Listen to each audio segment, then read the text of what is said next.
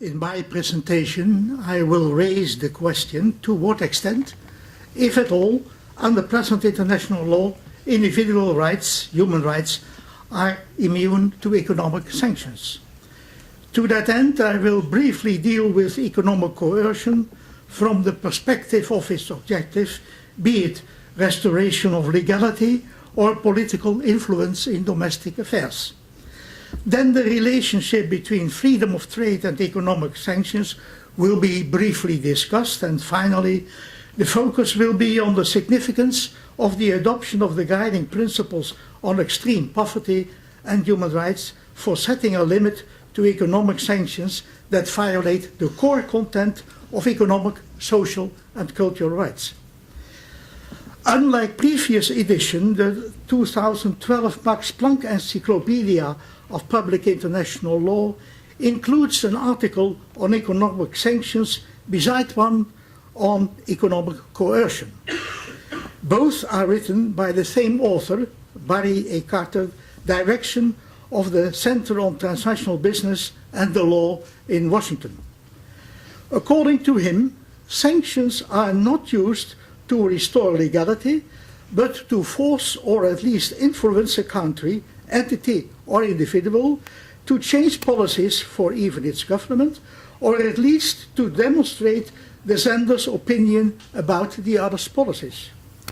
In this connection, economic sanctions have been, after World War II, even used to enhance the protection of human rights, particularly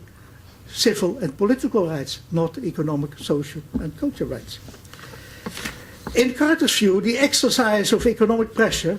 even in the absence of specific obligations, must not exceed a certain limit, lest it constitute a violation of the customary principle of non-intervention. In his contribution to the encyclopedia, Philip Koenig, director of the Center for International Cooperation of the Freie Universität Berlin, underlines that such limit is difficult to determine, and I quote, as it is difficult to draw a line between the legitimate interests of the state's own economic interests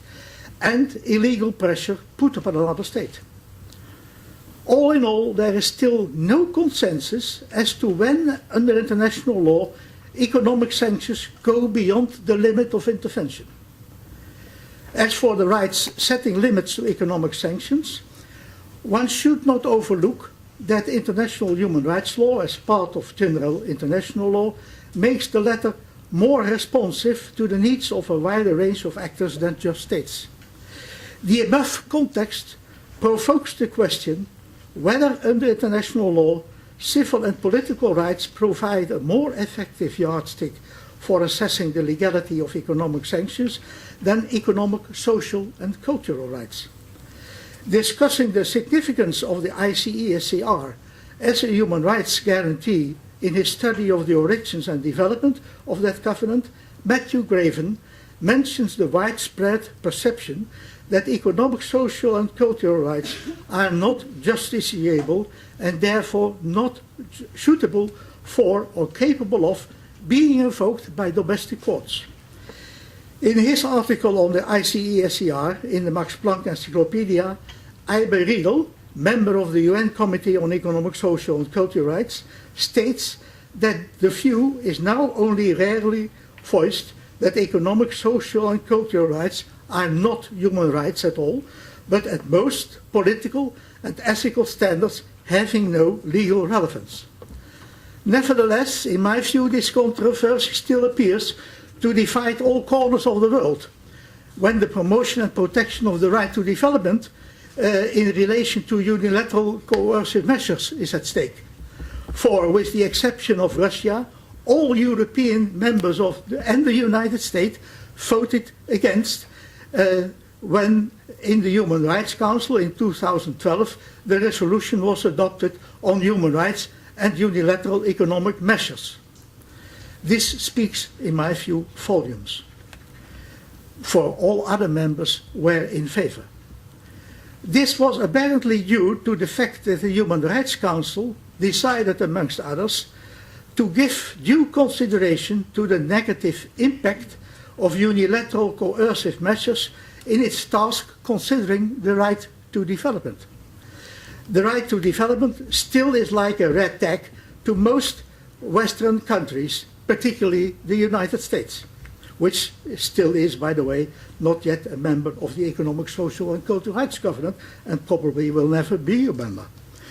The establishment of the World Trade Organization in 1994 made the more weighty the question to what extent international law, including human rights and humanitarian law, limit the right to impose sanctions. The 1993 Vienna Declaration and Programme of Action let be no mistake that states should refrain from any unilateral measures that create obstacles to trade relations among states and impede the rights of everyone to a standard of living adequate for their health and well-being, including food and medical care, housing and the necessary social services. The 1997 General Comment of the Committee of Economic, Social and Cultural Rights on the relationship between economic sanctions and respect for economic, social and cultural rights emphasized that states and the international community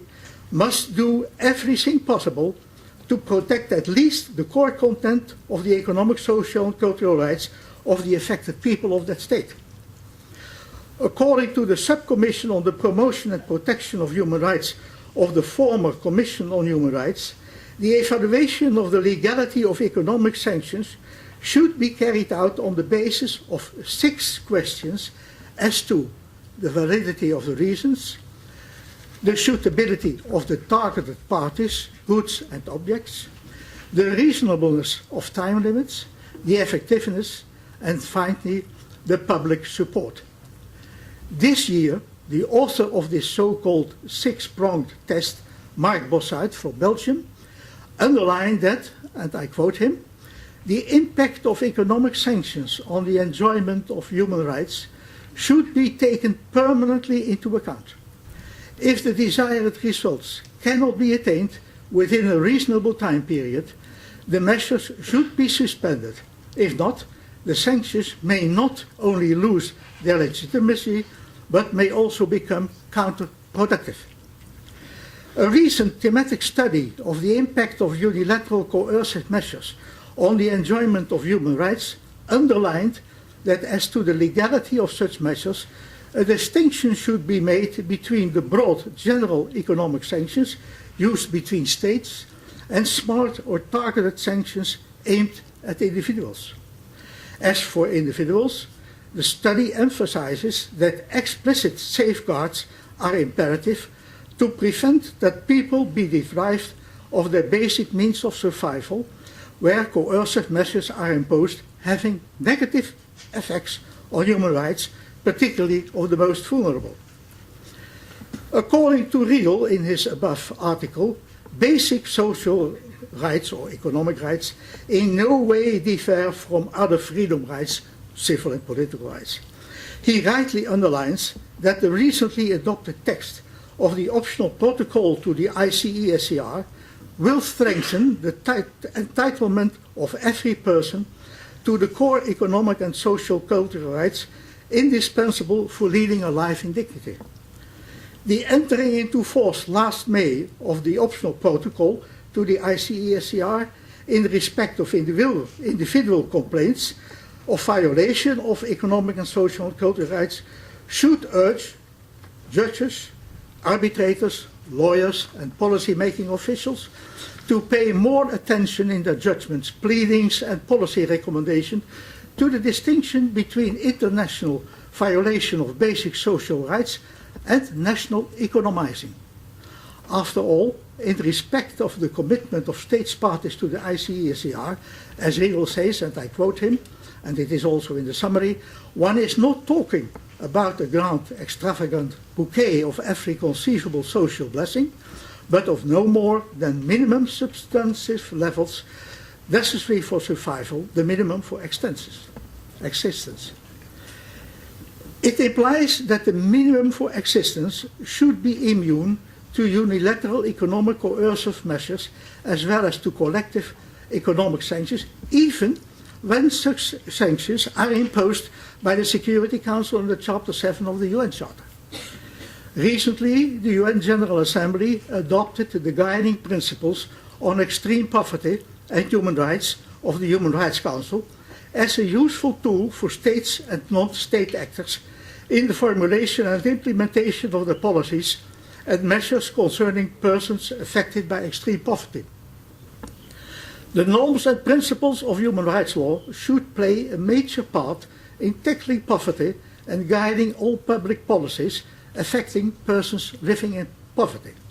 The guiding principles are premised on that understanding, the understanding that eradicating extreme poverty is not only a moral duty, but also a legal principle under existing international human rights law, and including under international law. After 65 years, this premise takes seriously, at long last, the 1948 Universal Declaration. That declaration was far ahead of its time by laying down everyone's right as a member of society to social security. It attests to the realization of the economic, social and cultural rights indispensable for his dignity and the free development of his personality.